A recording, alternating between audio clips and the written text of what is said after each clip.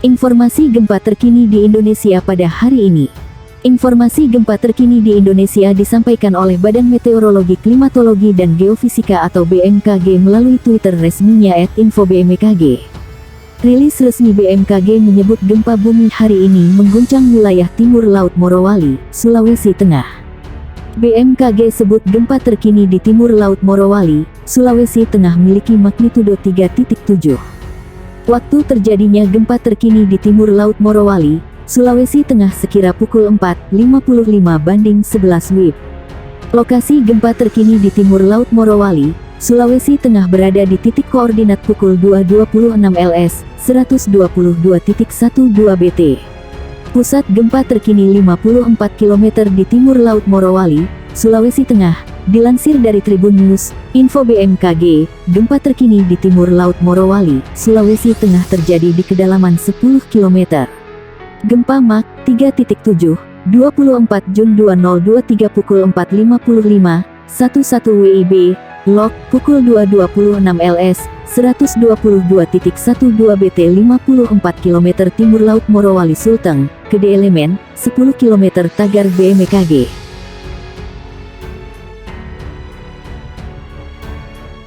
Gempa bumi yang mengguncang Kabupaten Cianjur tanggal 21 November tahun 2022 lalu menimbulkan ketakutan di masyarakat. BMKG menyebut gempa bumi Cianjur kemarin disebabkan oleh sesar Cimandiri. Dikutip ayojakarta.com dari YouTube channel Harian Kompas, sesar Cimandiri adalah patahan geser aktif yang membentang sepanjang 100 km. Sesar ini memanjang dari Muara Cimandiri pada Pelabuhan Ratu Kabupaten Sukabumi lalu mengarah ke timur laut melalui Kabupaten Bandung, Cianjur, Bandung Barat dan juga Subang. Sebuah penelitian ilmiah yang berkaitan dengan gempa besar yang akan terjadi di Jakarta, Bogor ditulis oleh Guru Besar Fakultas Pertambangan dan Perminyakan ITB Sri Widiantoro dan tim dan diunggah melalui YouTube channel Harian Kompas. Penelitian itu menerangkan bahwa sesar Baribis aktif dan akan menyimpan bencana besar untuk wilayah DKI Jakarta. Sesar Baribis ini merupakan jalur patahan yang terletak berjarak 25 km di selatan Jakarta. Pada saat ini kondisi sesar tersebut dalam keadaan terkunci, ketika energi peregangan yang akhirnya diakumulasikan terlepas maka akan menimbulkan gempa yang besar. Sejarah mengatakan bahwa sesar Baribis ini pernah membuat gempa bumi besar pada ratusan tahun silam. Masyarakat pun semakin dibuat paranoid dan ketakutan dengan banyaknya gempa yang mengguncang akhir-akhir ini. Ketakutan tersebut bukan tanpa sebab, pasalnya pada awal November lalu News @cbn.com menuliskan sebuah artikel tentang kemungkinan terjadi gempa bumi megatrust yang akan terjadi di antara Pulau Jawa dan Sumatera. Gempa bumi tersebut diprediksi memicu tsunami setinggi 34 meter melebihi dahsyatnya bencana serupa di Kabupaten Aceh. Hal ini dikarenakan Indonesia merupakan titik pertemuan antara tiga lempeng Pasifik, lempeng Eurasia dan lempeng Indo-Australia.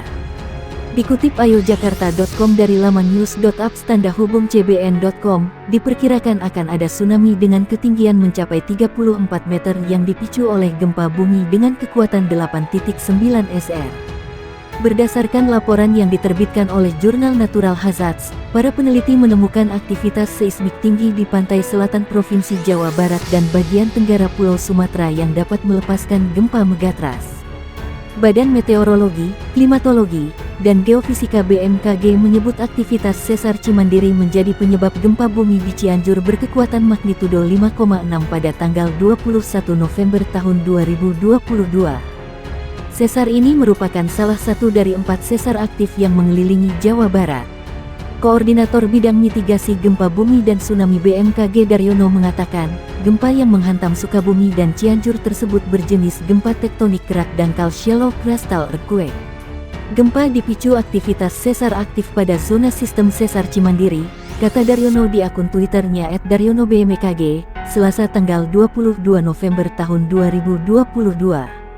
Daryono menjelaskan gempa kerak dangkal dengan frekuensi tinggi ini banyak menimbulkan kerusakan karena guncangan tanah yang disebabkan gempa sangat kuat. Guncangan tanah yang kuat inilah penyebab banyaknya kerusakan dan kematian akibat gempa. Selanjutnya, gempa kerak dangkal umumnya diikuti serangkaian gempa susulan yang cukup banyak. Ini karena lapisan tanahnya relatif heterogen dan rapuh. Gempa susulan ini bahkan masih terjadi hingga Senin, tanggal 28 November tahun 2022, dengan mayoritas kekuatan magnitudo 2,0-2,5. Daryono menyebut zona sumber gempa dangkal di Jawa Barat cukup banyak, seperti Sesar Cimandiri, Sesar Baribis, Sesar Citarik, Sesar Cipamingkis, Sesar Lembang, dan Sesar Cirata. Meski begitu, studi dari Pusat Studi Gempa Nasional pada 2017 menunjukkan ada 4 sesar aktif besar yang ada di Jawa Barat. Keempat sesar ini adalah Sesar Cimandiri, Sesar Baribis, Sesar Lembang, dan Sesar Ciremai. Keempat sesar ini memiliki potensi gempa dengan magnitudo maksimal 6,5-6,8. Sesar Lembang menjadi sesar yang memiliki pergerakan geser paling jauh yaitu 5 mm per tahun.